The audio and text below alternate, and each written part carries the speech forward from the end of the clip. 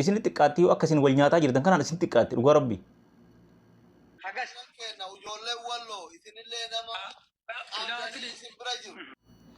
Dhugaa rabbi tokko nama ajaa'iba. Wannummaan sanyii Oromoo ta'e hundinuu jaldeessa. Dhugaa rabbi jaldeessa. Maaliif jaldeessi jetti naan jedha. Viidiyoo tana akka dhumaatti dhaggeeffadha. Torban lama yookaan torban sadii dura Harargee fi Arsii wal nyaataa ture. Torban kana keessa immoo Walloo fi Arsiitti wal nyaataa jira jechuudha.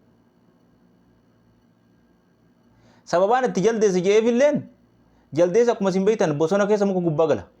Akka carraa ta'ee leencaa fi qeerransi jala kana yoo itti dhufan taate akka humna qabuun wal gaddarbaaf. Ka nyaate nyaateeti akka nutti ol hin korree isa tokko isa haa nyaatu jeetumaan waa akka humna qabuun wal gaddarba. Akkuma jaldeessaa ammas wal iyyisiisaa sa'aatii 24 wal iyyisiisaa waliin jiraatan. Mee jaldeessa laala. Waltumaati wal iyyisiisaa waliin oola. Oromooleen akkuma isaa sanirraa waa takka waan adda godhan hin qaban. Halkanii guyyaa waan hin taane ajandaa godhataniiti wal iyyisiisaa wal nyaataa oolanii jechuudha. Ka wal jibbus isaanuma, ka wal nyaatullee isaanuma, ka guddina walii jibbul isaanuma. Oromuma. Kanaaf Oromoof jaldeessi waan addaan godhan hin qaban jechuudha. Mee amma gartee miskiinnan tun biyya Arabaa tana keessatti rabbiin iyyuu jireenya biyya teenna jireenya gartee ufii jijjiirra jireenya maatii kennaa jijjiirra jedhanii biyyaa deemanii rabbiin carraa godheetii galaana bishaan baharaa sanirra baasee karaa Yaman san keessa dabarsee biyya tana dhufanii maal irratti wal nyaatan? Mee maal irratti wal nyaatan jettan? Miskiinummaa itti biyyaa baan san maaliif irraan jijjiirre? Haadha abbaa isaanii kan rakkatoo rakkoo keessa jiran san maaliif irraan jijjiirre? Ooyiruu abbaa isaa kamtu gartee biyya tana keessa jira biyya Arabaa tana keessa jira maal irratti wal nyaatan?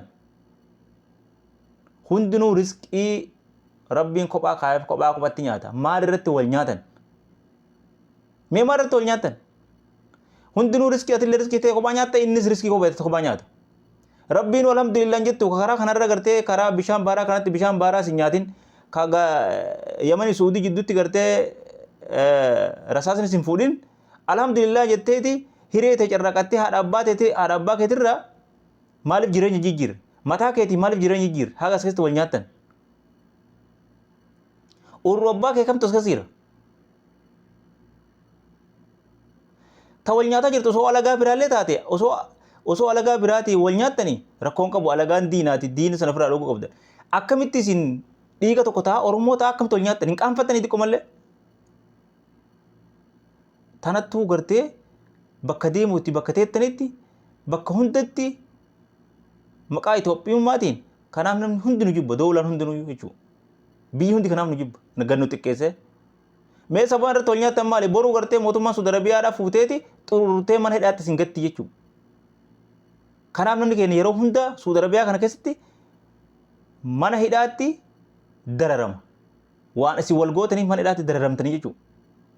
Hojii keessan hundinuu osoo isin gartee kabajaa walii qabaattaniiti gaariif walii yaaddanii yeroo hunda mana hidhaa keessatti namni dhiira dhalaan hin dhumatu.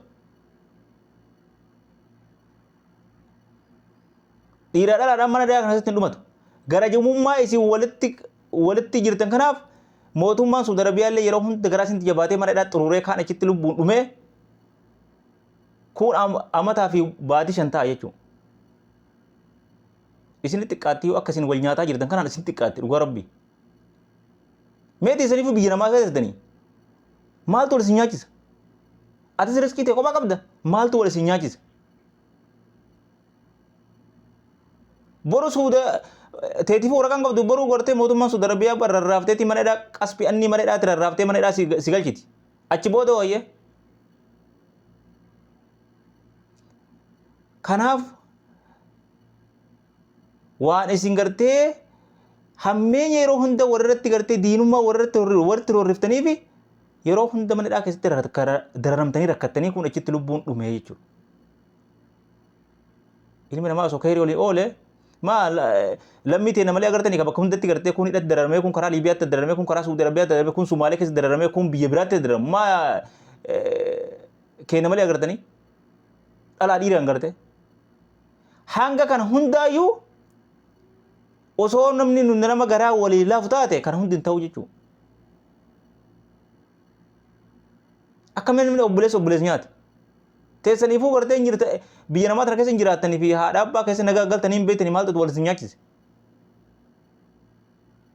Dhugaa rabbi hedduu takka nama ajaa'iba. Ani hedduu takka na arsas hedduu takka na ajaa'ibas. Mootummaan Saudi Arabiyaadhaa wali qabee isiidhaa san keessa isin xuruuruun iyyuu isinitti xiqqeesse isin hin jedhan. Isinitti xiqqeesse. Maarratti wal nyaattanii wal miitanii wal hiitanii wal nyaattan. Keessaniifuu jireenya maatii keessan jijjiiratu hin qattan. Jireenya mataa keetii jijjiiratu hin qatteetii rakkatu jirta maarratti wal nyaattan.